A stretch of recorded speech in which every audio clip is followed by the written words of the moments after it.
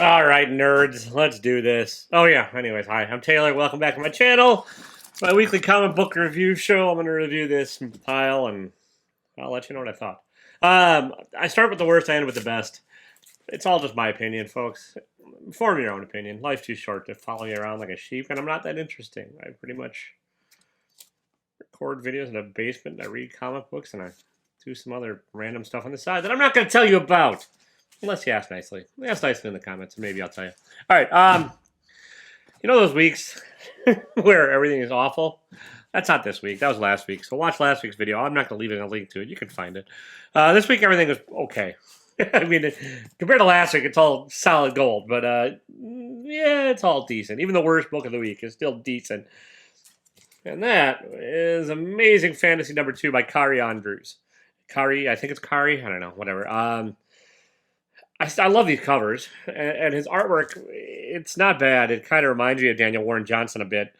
Not quite as dynamic, not quite as good as Daniel Warren Johnson, in my humble opinion, but it's just this story. It's three sort of connected tales of Black Widow, Spider-Man, and Captain America pulled from different time periods in their lives, and all on some fantasy island where fantasies happen. I don't know. There's some none of them have connected yet. Yeah, it's fine. The first issue, I really thought that he did not have a handle on the characters at all. Like, the characterization just seemed way off for all of them. It's not quite as jarringly bad in this one. It's just it's a blah story. It's just kind of like, you read it and you shrug, you're like, all right. So, all right. Speaking of blah stories that you just kind of shrug at, Thor 16. This is a filler, like pure filler. Filler artist, filler nothing happens, filler whatever. Like, Thor's in New York, he talks to Jane Foster, then he talks to his dad, and they have dad issues, and then it ends. I spoiled the whole damn thing for you. I'm sorry. There's a cool cover. They don't actually... Doesn't matter. It doesn't matter. It's alright. Thor's brooding. He's melancholy and the infinite sadness. He's just kind of mopey. Which doesn't make for a fun... Like, Thor is supposed to be a fun character, right? He's always been kind of a fun, wacky character. And he's just kind of mopey in this. And it's just... It's fine. Alright, Darkhawk #1. It's Kyle Higgins.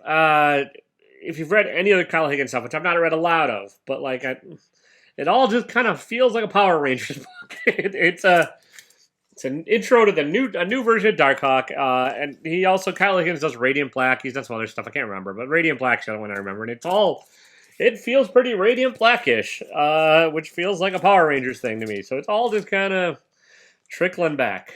And like, Kyle just sort of seems like a one-note pony when it comes to the characters, and, like, he's got an interesting enough backstory, and interesting enough, like, origin of the new Darkhawk and stuff. It's just everything about the, like, sort of intro and everything else. It's sort of like, if you've read Radiant Black, you kind of get this, and it's just, I don't know, it's fine. The art by Juanan Ramirez, sorry, probably butchering that. Yeah, it's fine. There's two characters in here that kind of, like, had a hard time visually distinguishing between them. They're really similarly drawn, and it's just kind of like, you needed to give the audience a few more visual clues that they're not the same character, not without forcing the word balloons to do all the work on that one. So, will I keep reading this? It's gonna get one more issue from me, and then we'll see. And all right, Vinyl #3 of, I don't even know. I think it's a limited thing. I might be an ongoing. I have no idea. This book, I'm half lost. I get the idea of it, and I get sort of what's going on. It's like serial killers doing serial killer things and hunting other serial killers and serial killers and serial killers and serial killers and lots of serial killers.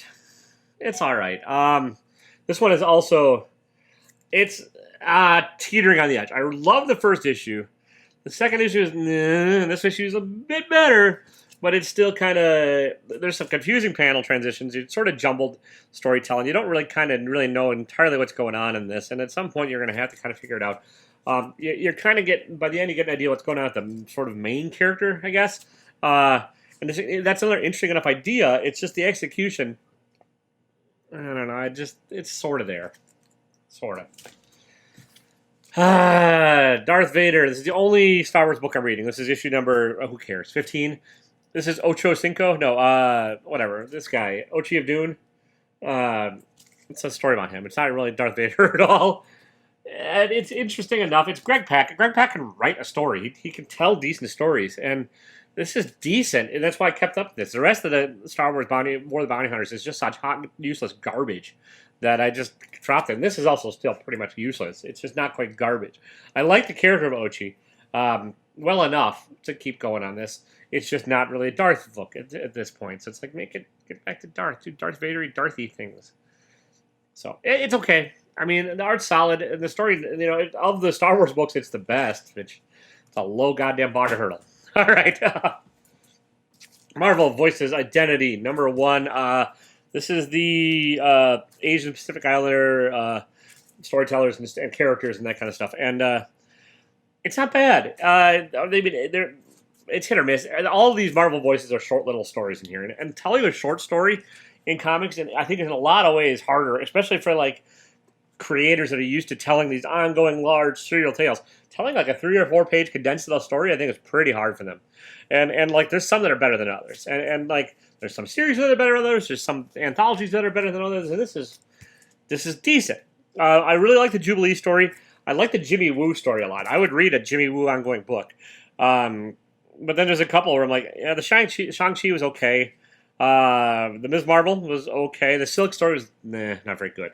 So, but overall, like 2 stories that I really enjoyed out of here, I'll take. And like I said, I would read a Jimmy Woo ongoing. Marvel, I don't know if I'll ever do it, but they should. All right.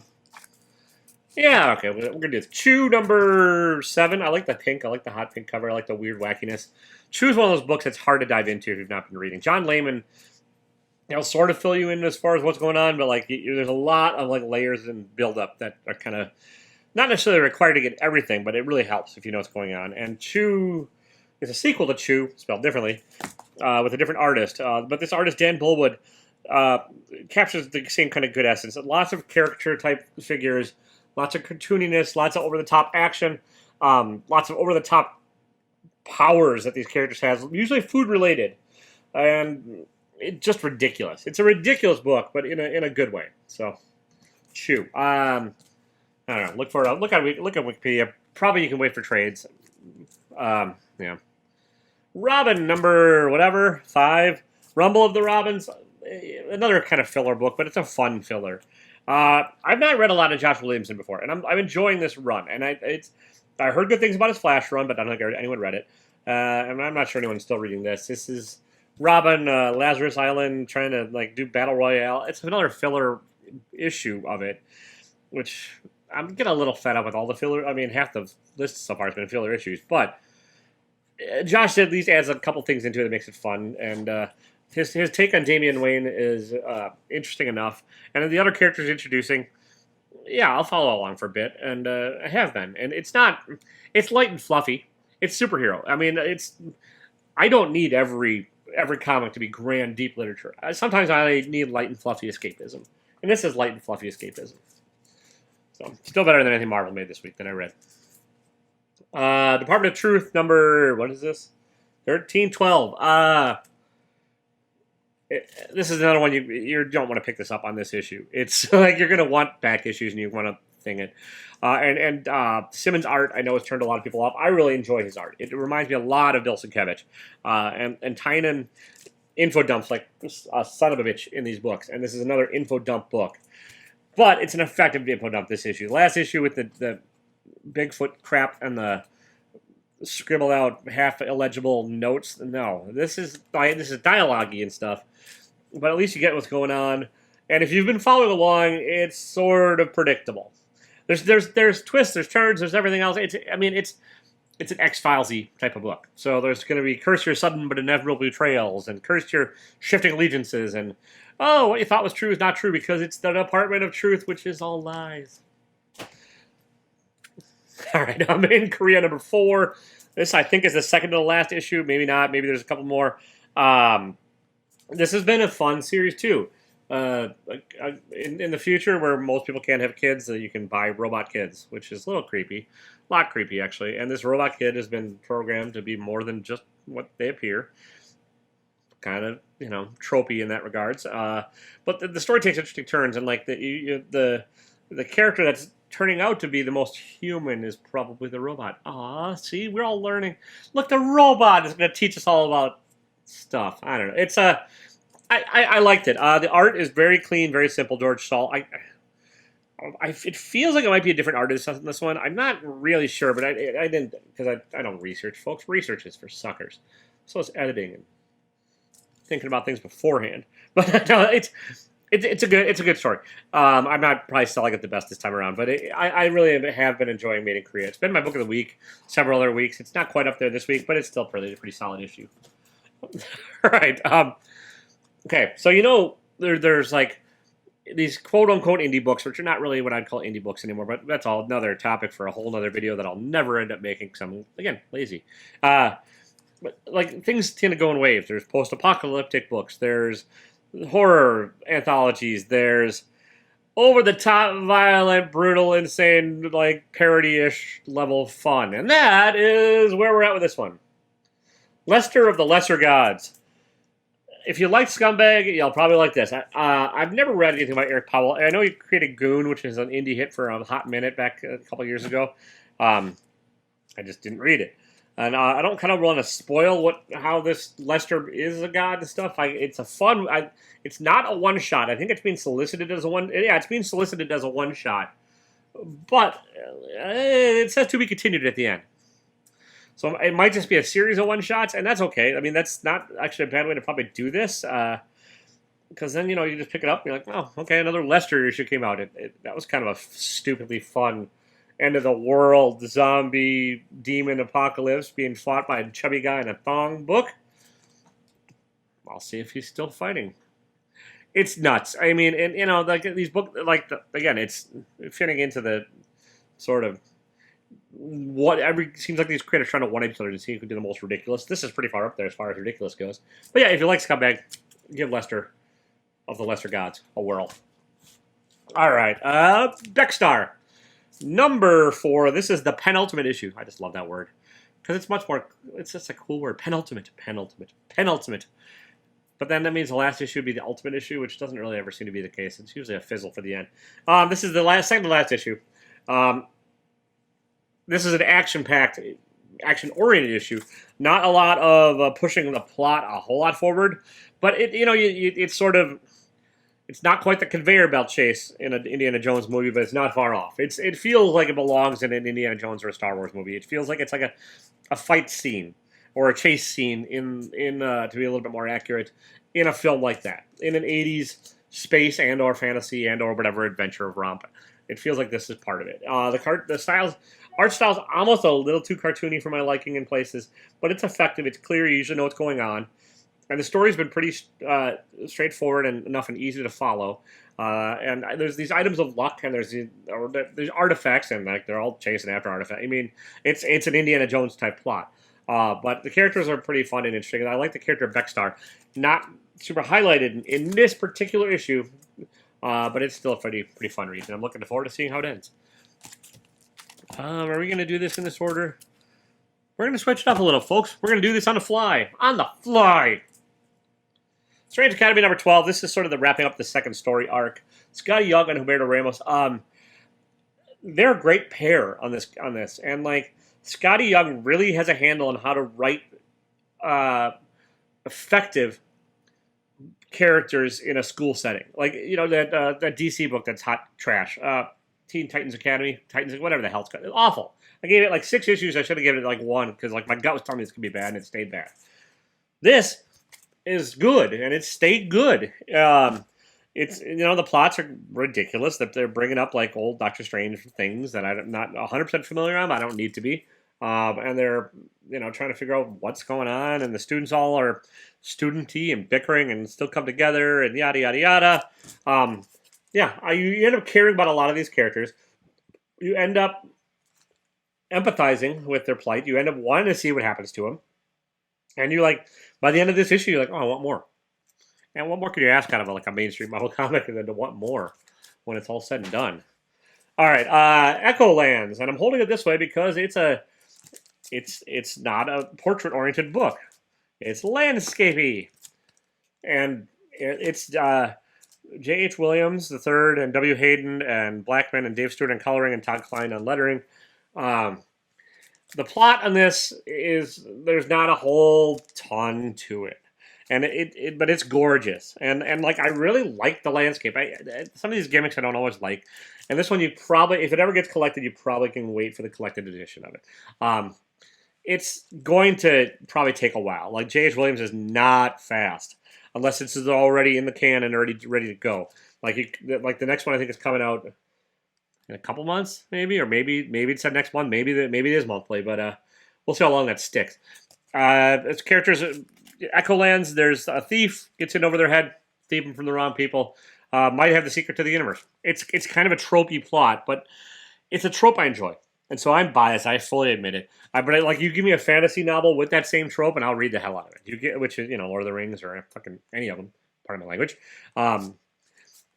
Or yeah, if you just give me but anything with like a semi-honorable thief, I'm gonna read it, and I'm gonna read this, and I liked it, so I still liked it. I'm gonna keep reading it. It may be lower on your list. It may not. It just may not like subject-wise trip your trigger. It's just kind of that kind of subject matter. I'm a sucker for, and I'll pick it up all day long. Barbaric number 3. This is the end, the grand finale, the last issue of all time. Not really.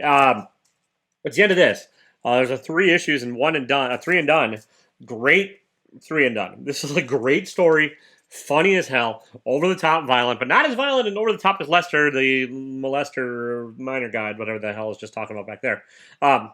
Yeah, there's a talking axe that's thirsty for blood, a barbarian who lives forever because it's cursed to like only kill good people or evil people instead of good people, and a magician who gets caught up in the thing. And it's actually a pretty decent like plot as far as like that goes. It's like if you want, again, somewhat tropey plot, fantasy plot and stuff, but like it all the elements are put together in a way that makes for a very compelling, fun read. You could probably pick it up and trade pretty soon, I'd imagine. It's only, like I said, there's only 3 issues. They're all oversized. They're all pretty thick. It's good value. You can probably find them at cover price. I don't think it's a highly spec'd book. Now that said, here's my own personal thing. I would love to see Sam Raimi make this into a movie. It seems like right up Sam Raimi's alley. You get the kind of like wacky characters with internal monologue and talking to a talking axe that's thirsty for blood and evil demon hordes and stuff. It's just got an Army of Darkness kind of vibe to it, and I'm all about that. So, Barbaric. And last, and my favorite book of the week, and this is my confession. This is the first issue of Ice Cream Man I have read. It's one of those I missed the first couple. They're all prohibitively expensive now, the early ones, and it's not that I have a few of them. I picked up a couple of local comic shop ones and whatever, but I just never got into it. I just never thought. I was like, well, but I it's a simple cover, and 25th oversized issue. I was like, well, I'll give it a shot for $5. It's great, and the nice thing is you can jump on in this without knowing anything else about Ice Cream Man. Because it's an anthology series, because each issue is separate. Prince does a great job of like making this like a self-contained story. So I highly recommend this. It's disturbing, it's poignant, it's funny, it's wacky, it's kind of creepy, and it's everything you want in this sort of like my brand of horror. The reason I picked this up also is I read Ha Ha and I really liked it by Prince, and that was another anthology series about clowns. This one is about the Ice Cream Man. Apparently it's a key issue, possibly according to somebody, but it doesn't matter. You could probably pick up any issue you like. You could find this and have a good time. I just picked this one up and I really enjoyed it, and it's my favorite book of the week. My finest. Words are hard, folks. So that's what I got. Fairly light week, really, for me. I mean, a couple books. There's some I didn't read just because I'm behind on them. So like Something's Killing the Children and Once in the Future and what else? Probably another one. Doesn't matter. I don't care. I'll read them when I get to them. They'll be in my trade paperback videos or some other time. I'll review them. You won't watch it. Nobody watches those other days. But I do it anyways, because it's what I like to do. So, and that's what I like. Do whatever you like, as long as you're not being a dick while you're doing it. Or you can be a dick. If you're a dick on your own, you can be a solo dick. All right? Just don't be a dick to other people. Just be a dick by yourself.